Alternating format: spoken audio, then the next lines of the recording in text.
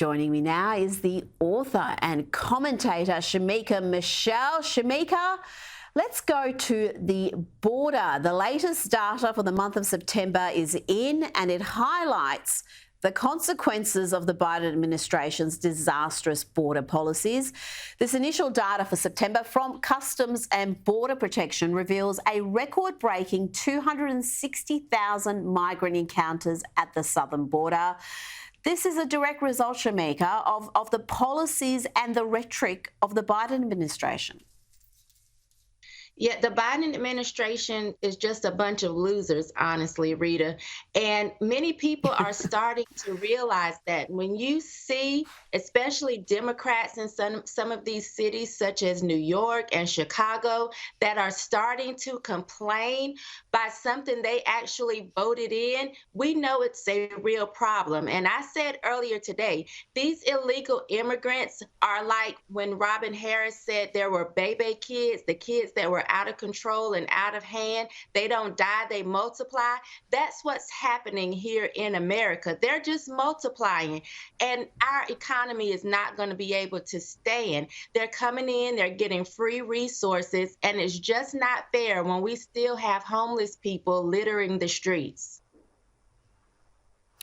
Well, yeah, we are seeing those mayors, those Democrat mayors who even ran on a platform of "We Are Sanctuary City Mayors," saying that this is destroying their cities. We saw that in New York. And staying with the Biden border disaster, the Daily Mail reports the great lengths migrants are going to in order to illegally come into the United States via that southern border. It's not just Central and South Americans flooding in. A new smuggling route known as the Biden Express is enabling young African migrants to journey from places like Istanbul to Colombia on their way to the US. Migrants on this route told the Mail the current Biden administration's policies offer them a better chance of starting a new life in the US. Shemeka, you can understand why these people are coming in. They are what you would call economic migrants. They do want a better life, but a country that doesn't have control of its borders, well, really, it's not a country, is it? No, it's not. And we couldn't do this coming into other countries. You know, they would have some type of protocol. And it just really frustrates me because they've been pushing the story that this is women and children coming in. But with everyone that I talk to, they say they are military age men. So why are these men coming here? If you are real men, stay in the country you're in. You want a better life, build that country. But to come here illegally is just the wrong thing to do. You're already showing that you lack integrity and that you lack the ability to follow rules when you do stuff the wrong way. So we don't even need these type of people coming in en masse because you don't follow rules as it is. Well, these are incentives being placed before these migrants. Like you said, if you're being brought in, you're being put up in a hotel, you're being given resources, and you come from an impoverished country, you can understand why they feel like there's an incentive to do that. So the pull factor there is quite strong, and this is why you need sound border protection policies. And the stats just really illustrate this. Border encounters have almost quadrupled under the Biden administration. There were around 51,000, just under 51,000 per month under Trump. Now there are over 194,000 a month under Biden. That's an average. Now, Shemeka, let's talk about Florida Governor Ron DeSantis, who recently delivered a very, very interesting takedown of Bill Maher, who was going on and on about how he couldn't possibly forgive Ron DeSantis for being an election denier or for backing election deniers. And Ron DeSantis had this very sharp comeback. Let's have a listen. But you campaigned for election deniers in 2022. This I do not forgive. Well, to quote The Godfather. I mean, Carrie Lake, who said Biden is an illegitimate president, Trump didn't. Well, now she's attacking me, so maybe I did make a mistake there, because she's out there saying she's trying to say that we mandated vax in Florida when we did the opposite. We protected people even from private mandates. So that may have been. But Trump lost the election, right? Yeah. Okay. So why did you campaign for people who? Because I wanted to see Republicans win key races. I think it's important. That's not a deal breaker issue for you. That's not democracy. Well, okay. Well, let's go back to 2016. Your friends in Hollywood were cutting ads telling the Electoral College to vote against Trump in the Electoral College because it was stolen. They said Russia stole the election. For years they said that. So don't act like this is like a unique thing in modern history of the country.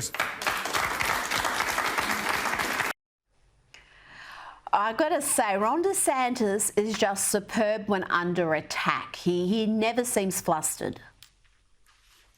You know, I think he does a good job with communication. I actually was a little bit disappointed, honestly, Rita, because I felt like it was weak. You know, if you really thought that there was some type of discrepancies with the 2020 election, I think it's okay to say that and stand by whatever you said or believed then. You don't have to switch it up now that you're having your feet held to the fire. So I would have liked for DeSantis to actually say, I thought Kari Lake would make a great governor of Arizona, opposed to backtracking a little bit because Bill was putting the heat on him. I saw another clip where Bill told him, let's be honest, Ron, if you were doing well in the polls, you wouldn't be here. And I think that that is absolutely true. If he was doing as well as he wished he was, he wouldn't have to do some of these shows. But I don't like the flip-flopping. Even if you feel like you made a mistake, I think you should say, you know, I do believe there was some sort of discrepancies in the 2020 election. If you said it, stand by it, because either you were lying then or you're lying now. Well, he's coming second in the race to Donald Trump, and he's the one man I want to ask you about next. He's delivered a savage take on pop star Taylor Swift's latest romance with Chiefs tight end Travis Kelce. The media frenzy surrounding this developing relationship is intense, Shemeka. We've had Taylor Swift attend another Chiefs game, this time with a bunch of her Hollywood mates, including Hugh Jackman. Now, this quote from Trump is just classic Trump. He said, I wish the best for both of them. I hope they enjoy their life, maybe together, maybe not. Most likely not. That's been interpreted as rather harsh, but Shemeka, I think he's probably going to be on the money there. For sure, because I think it's just a ploy, you know, to actually push liberalism or push left-leaning policies. Kelce is also now pushing the vaccine. He's pushing a card with one of the credit people here in America, Experian. And so it, to me, is just all orchestrated to keep us focused on ridiculousness opposed to the issues that we need to honestly be paying attention to, such as illegal immigration, such as these high gas prices or high grocery prices, the way that Americans are struggling every day because of the shambles, if you ask me, that the economy is in. Although Biden keeps telling us this is a great economy and we're doing well, my grocery bill says otherwise. So I think when they get us focused on these celebrities that really have nothing to offer us, who have nothing in common with us, then we don't pay as much of attention as we should to the things that matter, which is actually living a decent life and being able to take care of ourselves and our children. So I think it's a plan. I don't think that they'll be together long, you know, past the football season. It's a distraction, and it's doing exactly what it's supposed to do, distract people from the real issues. Now, I get everything you said about it being a distraction and the media just going nuts with it. We're discussing it here. But are you saying you don't even believe this relationship is legitimate? It's some sort of a publicity stunt? Because, I mean, that can't be true, surely.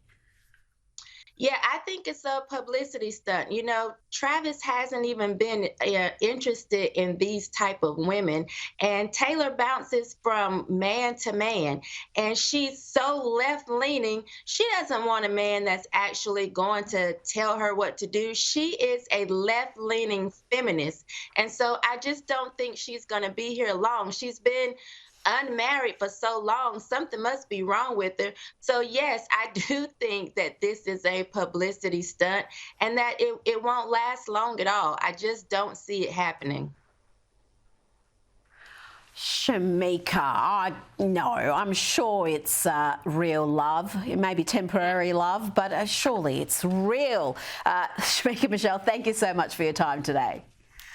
Thank you, Rita.